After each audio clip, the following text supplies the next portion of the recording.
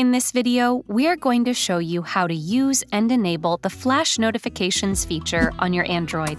Let's dive in. Android 14 introduces the much-awaited Flash Notification feature. And you don't get just one. There are two types of Flash Notification features in Android 14. First is the Camera Flash, which, as the name suggests, will use the camera flash for new notifications and alarms.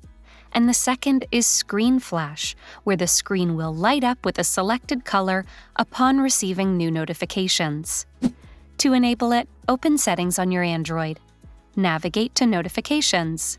Tap on Flash Notifications. Here, enable the toggle next to the preferred flash notification type.